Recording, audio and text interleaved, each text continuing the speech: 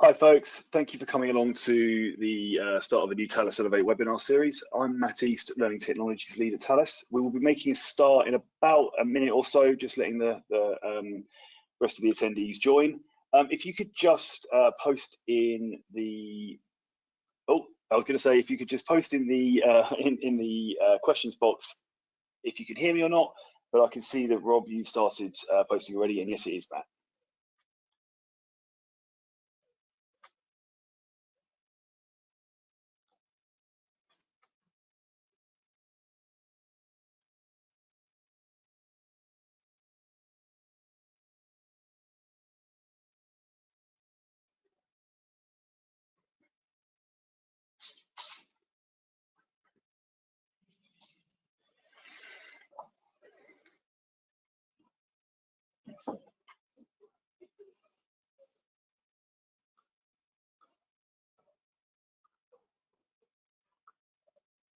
Okay, brilliant. Well, I'll make a start as we've still got some colleagues joining. So for those of you who have just joined, thank you again for coming along to the first of a new series of webinars on Talis Elevate. If we haven't met before, my name's Matt East. I'm Learning Technologies Lead at Talis, and I'm here to talk about all things Talis Elevate, and particularly for this session, introducing Talis Elevate to your students at the start of the new academic year. I'm currently turning from a rare to a medium well in sunny Essex. I hope you're all enjoying some of the sunshine as well at the moment, wherever you are. Right, let's make a start. So just before we move on to the content, I just wanted to give a bit of an overview. So I'm going to start with just really introducing a couple of the key concepts and then going through some of the kind of top techniques that people have used for onboarding and icebreakers, some of the strategies that people have used around communication and managing and setting expectations, what's available for you for additional support, and some final thoughts from me and some further reading, really, just to kind of bring all of that to a close. With all of this, with any webinar that I typically do, I just start with a couple of caveats to be aware of. So we are recording this, and this will be shared after the session. The kind of advice that I'm giving today is not specific to Talis Elevate. I would argue that this is the kind of thing that is good practice really for any tool that you're looking to use, or any really any pedagogic approach that you're bringing into your teaching that needs specific action from your students. Most of the guidance that or advice that I'm giving today has actually come directly from the community through their use of Talis Elevate. So this isn't just me waffling on with some ideas. And finally, the final thing to say really is that this is not designed to be a kind of to-do list for you. This is a shopping list of things that you might want to consider doing if it has relevance and applicability to your teaching. So obviously, with all of these things, you need to apply this to your specific subject discipline. I will try and keep an eye on questions as they're going, but I have only got one screen at the moment, unfortunately. So if I do miss your question, please bear with me. I will make sure to track back through these at the end. And finally, I'm going to try and keep this to about half an hour. So hopefully it means you guys can get an extended lunch break. So I wanted to start with going through some of the key concepts. And really what I mean here is how to communicate what your goal is for using tools like this, and how that's going to benefit your students. And I've titled this why, how, and why. And what I actually mean there is why should your students care? How do you want them to engage with it? And why should they contribute fully to what you're trying to do? And the points that I've got here in next to the bullet points and then the italicized text underneath are just examples really of some of the things that, again, some of our users have undertaken. But for me, it's really important to actually tell your students quite clearly why you're trying to undertake an activity using any piece of technology. What is the gain that they are going to get from partaking in a specific activity? And I think it's really important to actually provide an overview of how you want to be using those tasks, those activities, and any additional work that occurs within the module. Something that is actually often forgotten about and is a really important piece of the puzzle for me is extending that and telling your students how this is going to help them with their independent studies. we are all aware that there's an really an over focus on summative assessment or summative activity. And a lot of what Talis Elevate offers is formative, as I'm sure you're aware and you can appreciate. And that often can mean that students don't partake in these types of activities. What we've actually found with Talis Elevate is that when you are promoting how this will help with your learning in a really kind of structured and clear manner, that can actually be quite a positive encouragement for students. And I think the great thing about Talis Elevate in this regard is because it is a collaborative learning tool, students can, will often see that that kind of growth of engagement from across the cohort, or from at least pockets of the cohort, which therefore kind of drives additional engagement. And finally, a very obvious one again is how this will help with the assessment. And this is a thing that I try and build in really into any type of activity that I've designed or developed historically. It doesn't matter if it's in week 1 or week 12. All of the tasks that we are asking our students to partake in will inevitably or should have some kind of alignment with the final assessment in some way, shape, or form. And actually badging that in a really clear and succinct way can be hugely valuable if a student feels that it's a point of weakness for them, or actually they just want to expand their knowledge on a specific part of the subject matter. So when we're talking about setting the scene, for me, this is kind of some guidance that I often give around creating that culture within your courses. So creating that, trying to further develop that community of inquiry, I guess you could say. And a lot of problems that we often find with students is around confidence in speaking out, or confidence in getting involved in conversation, be it online, be it in a lecture, in a seminar. It's something I'm sure that many of us have experienced in our teaching before. And I think to try and combat some of those things, setting out these kind of, as I say, these cultural expectations for the module, for the course, are quite important. So no such thing as a stupid question. I mean, one of the great things we've got in Talis Elevate is if you think you're asking a stupid question and you really don't want to ask it, you can use the anonymous commenting feature. And we've found that actually that could be very encouraging for students who haven't got the confidence to speak out, to highlight that they don't understand something or they need additional information.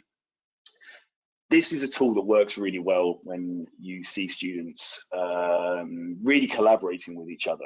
We've obviously seen a number of examples where students are just posting one-liners or just posting additional single comments, and there's no kind of discourse between their peers. But this really does bring resources to life when you see students discussing, debating, questioning, challenging each other, sharing resources. All of these kind of mechanisms of collaboration can become really powerful and can totally transform the lecture environment. And I'm not over-egging that really. We've seen that a number of times.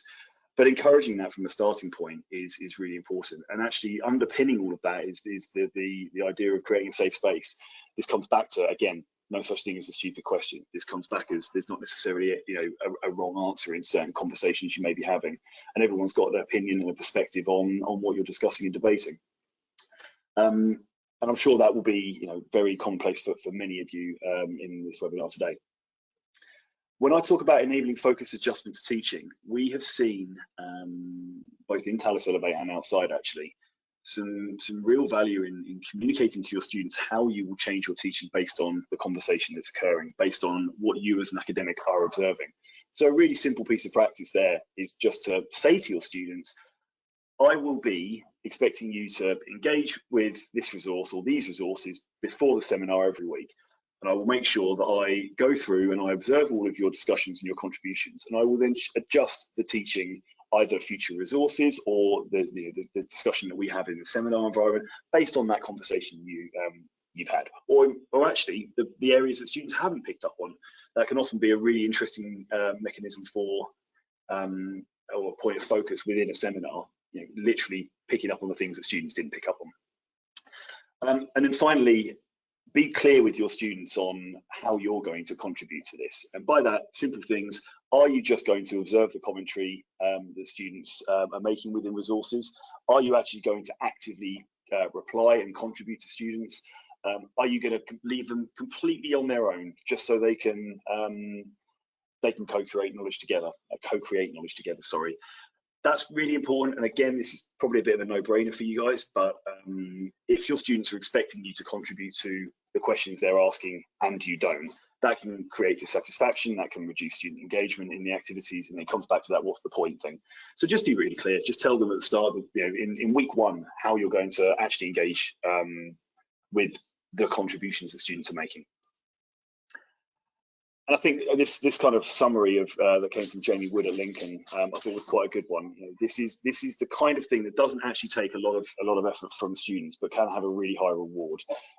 He was very clear that he would not be actively contributing to the conversation, but he would use that to make the adjustments that we've just talked about. And I think that's a really nice way of summarising this, particularly for students in humanities who are who are engaging with primary sources, maybe regularly as part of a core part of the module. They're doing this anyway. This just adds another layer onto what they're already doing, which I think is really valuable.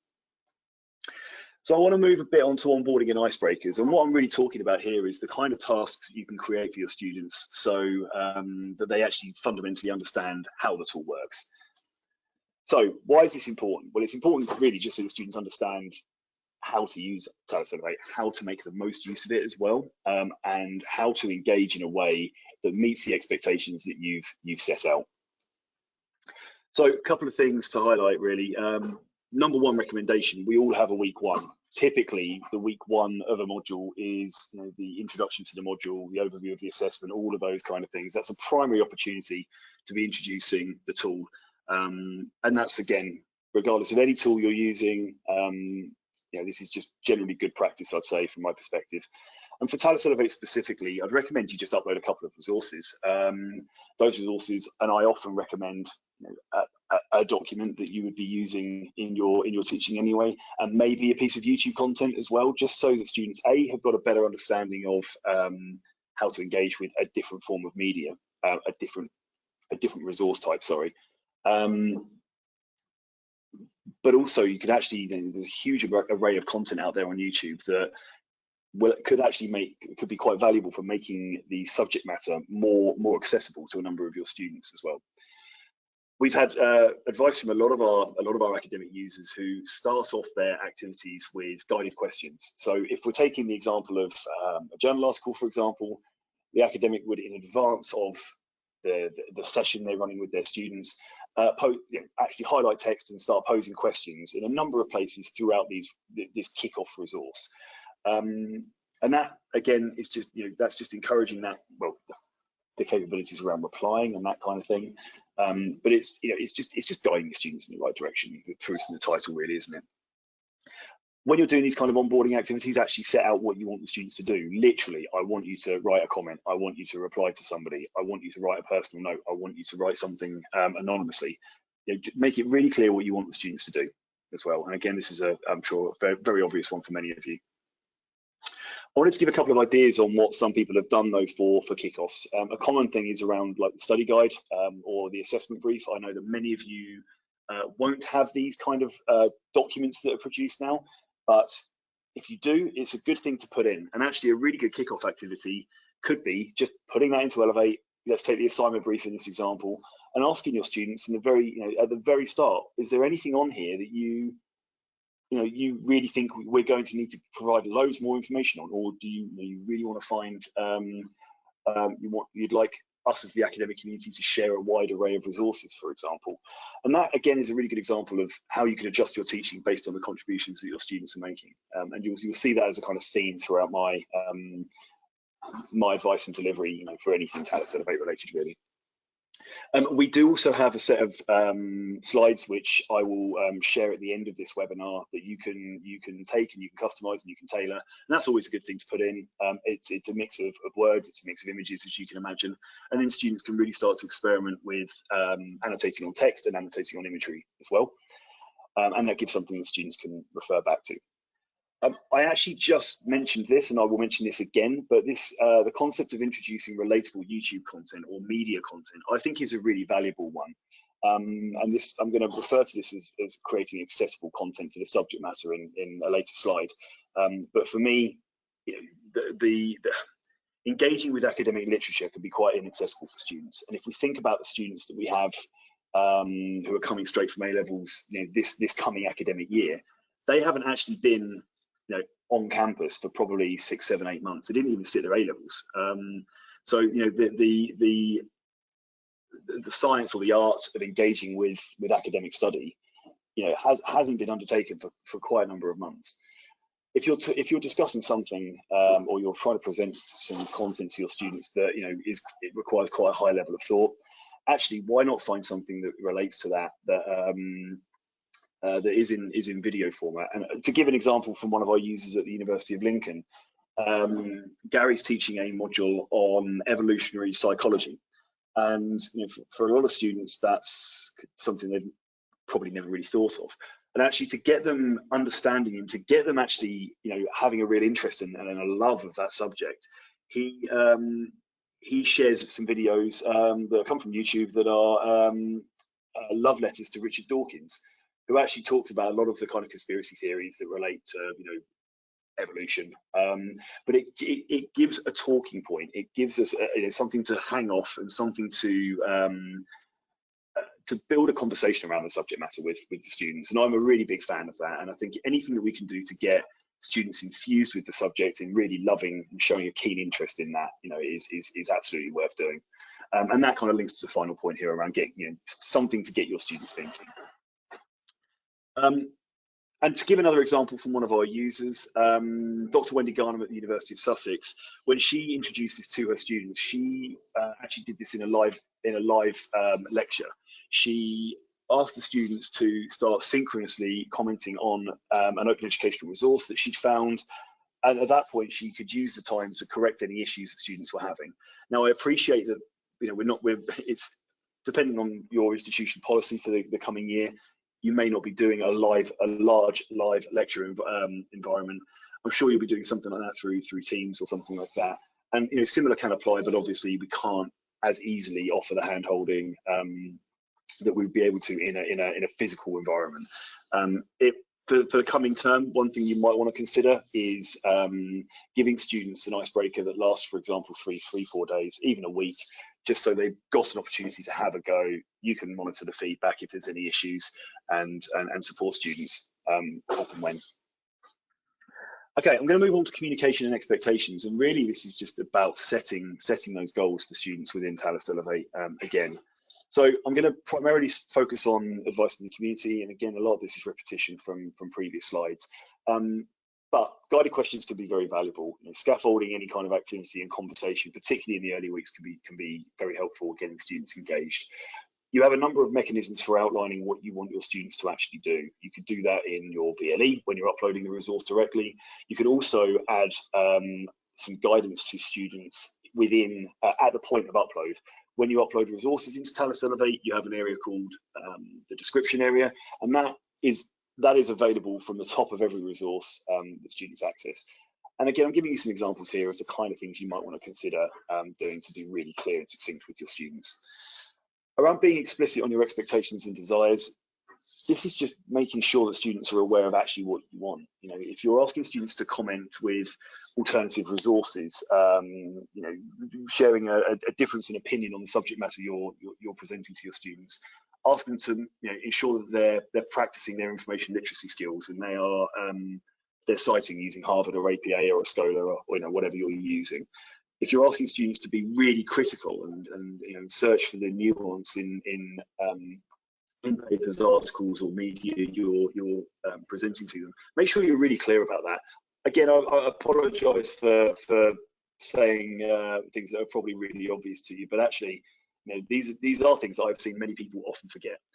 And finally, set timelines. If you want students to contribute by Tuesday, tell them you want them to contribute by Tuesday, and tell them how you're going to again utilise their contributions for any face-to-face activity.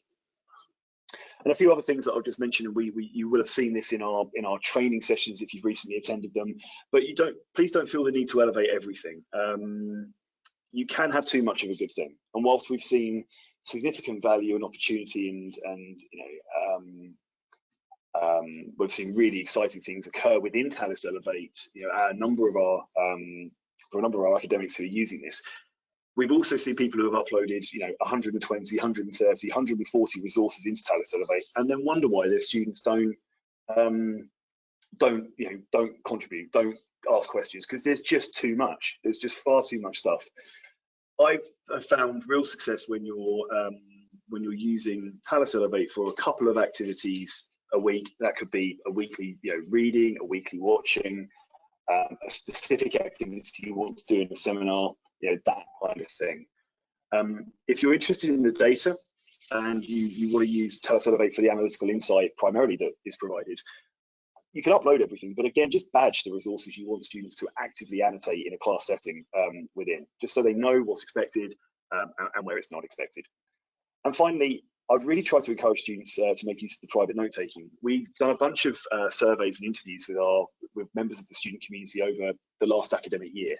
And one of the things that's become really obvious is that students have gained a lot of value from having the resource in one place, having the class conversation right next to that resource, and then being able to use that class conversation to inform what they add to the private notes. Likewise, we've seen students and we've heard from students who use the private note-taking feature within the seminar once you're having a deeper conversation about the annotations that have already been made by the cohort. So, it is a feature that's available to the students. We've seen some students make considerable use of this. What we typically see, though, is students fall into the class commenting camp or the private note-taking camp. We haven't seen many that use both, and I think there's a significant value there for students and moving forward. So, just to talk quickly about further support and what can Talis do to kind of help you introduce Talis Elevate to students. So, firstly, we've got a guide that I mentioned earlier, which is just a set of Google Slides, which are available for you to download, edit, and then upload to Talis Elevate or upload to your VLE. This is very much functional. This is how you write a comment. This is how you write a comment on a video. This is what the navigation looks like. That kind of thing. There's no pedagogic guidance. There's no instruction there apart from slides you can remove around how you may, as an academic, use this to expand the teaching opportunities that you're delivering. And finally, as well, there are a number of support articles that are available for students that, again, are very functional. They're very much how to do X, Y, and Z, but they are available from within Talis Elevate directly. You'll be familiar with seeing the help button that's available in the player or in the module manager. Students have the same thing that's available, but it only links to the student guides.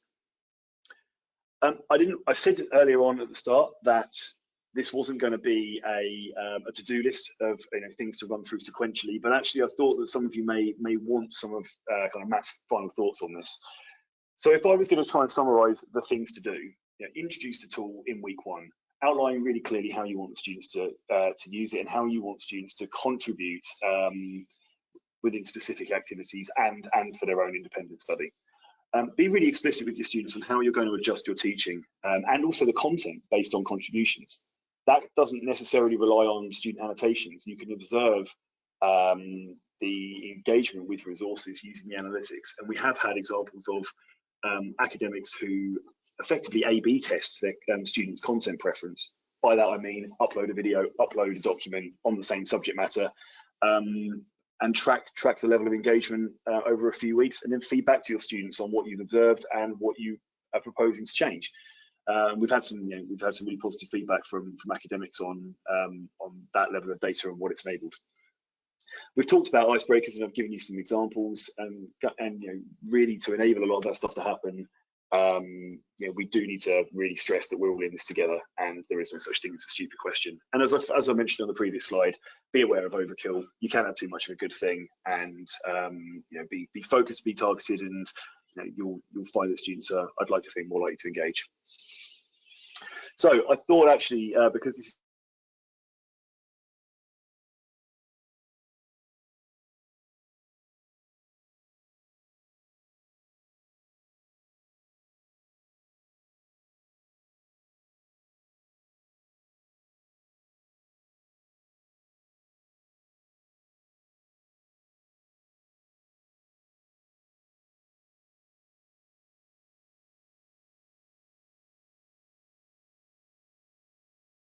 a post last week that was really valuable for really framing some of your thinking around the types of things we need to be thinking about for this kind of first few weeks. interestingly enough, she says very similar things to what I do, particularly around familiarising with systems, developing a level of excitement for the subject, being really clear about the assessment, and giving students the opportunity to ask questions and ask for further advice on assessment tasks and tasks in general. These slides will be shared post-webinar, as will the recording of the webinar. If you do want to find that article, if you just Google Wonk Sally Brown, it's the first thing that comes up. Okay, thank you very much for attending. I said I'd try and keep this to under half an hour, which I have miraculously done. The next webinar that we'll be delivering is in October, where we'll be talking about strategies from the community on deepening student engagement with Talis Elevate. Final thing from me, I think it's safe to say this is going to be an interesting few weeks for all of us. And just remember that there is no rule book for this. We're going to make mistakes. There are going to be problems. Things are going to break. Hopefully not Talis Elevate, but I think it goes without saying that we're all in this together. And the kind of things we were talking about earlier on community and creating that kind of safe space, I think apply for academics as well as students. So good luck, and I hope it all goes all right. I am going to. Oh, I'm sorry. I've just noticed that I froze. Really sorry about that.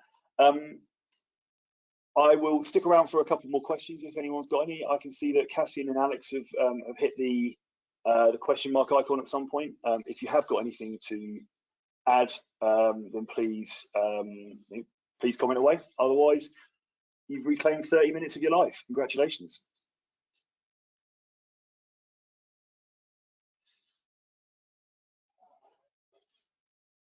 Okay, I'm not seeing any more questions coming in. So thank you again very much for attending.